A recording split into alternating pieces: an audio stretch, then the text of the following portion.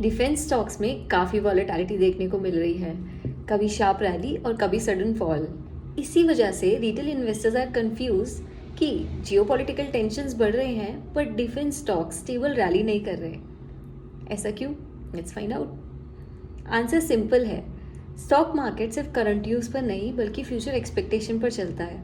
जब भी geopolitical tensions बढ़ते हैं तो इन्वेस्टर्स को लगता है कि फ्यूचर में डिफेंस स्पेंडिंग एंड ऑर्डर्स दोनों इंक्रीज हो सकते हैं। इसी वजह से उसमें हेवी बाइंग देखने को मिलती है।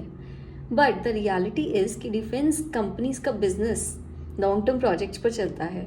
Government orders, manufacturing, testing and delivery, ये सब टाइम टेकिंग प्रोसेस है। तो सिर्फ एक न्यूज़ के आ जाने से इंस्टेंटली कंपनी का प्रॉफिट डबल नहीं होता। लेकिन स्टॉक मार्केट फ्यूचर एक्सपेक्टेशन पे रिएक्ट करती है। तो जब टेंशन बढ़ती है इन्वेस्टर्स फ्यूचर ग्रोथ एक्सपेक्ट करके बाइंग करते हैं, और जब प्राइस काफ़ी ऊपर चढ़ जाता है तो ट्रेडर्स भी प्रॉफिट बुकिंग स्टार्ट कर देते हैं। इसी वजह से डिफेंस स्टॉक में सेम डे पे sharp rally and sudden correction दोनों देखने को मिलती है, स्पेशली तब जब ओवरऑल मार्केट सेंटिमेंट अनसर्टेन हो। अभी मार्केट में ऑलरेडी काफ़ी अनसर्टेनिटी है। ऑयल प्राइसेस वॉलेटाइल हैं, एफआईआई कॉशियस है, ग्लोबल मार्केट वीक है एंड इन्वेस्टर्स रिस्की सेक्टर्स में अग्रेसिव पोजीशन लेने से बच रहे हैं। एक और important reason supply chain disruption भी हो सकता है। बहुत सी Indian defence companies critical components, electronics या स्पेशलाइज पार्ट्स फॉरेन कंट्रीज से इंपोर्ट करती है। तो जब जियोपॉलिटिकल टेंशन बढ़ती है, ट्रेड रूट्स अफेक्ट होते हैं या इम्पोर्ट्स डिले होते हैं, तो इसका अफेक्ट सीधा production cost, margin and timelines तीनों पर पड़ता है।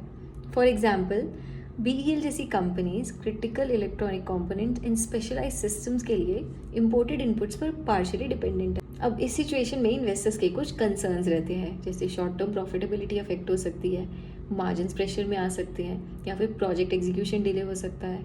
तो इसी वजह से कभी कभी टेंशन बढ़ने के बाद भी डिफेंस स्टॉक्स रैली नहीं करते। लेकिन इसका मतलब ये नहीं कि इंडिया का डिफेंस सेक्टर वीक हो गया है। एक्चुअली लॉन्ग टर्म में पिक्चर अभी भी काफ़ी स्ट्रॉन्ग दिख रही है, because India continuously defence manufacturing पर फोकस कर रहा है।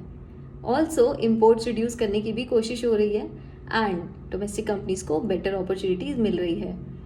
एक चीज़ और जो ध्यान में रखनी है वो ये कि हर डिफेंस स्टॉक सेम नहीं होता।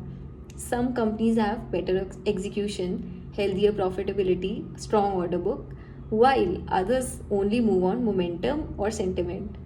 तो रैली को देखकर एंटर करना बहुत रिस्की हो सकता है। लॉन्ग टर्म में हमेशा हमेशा हमेशा performance and valuation matters the most.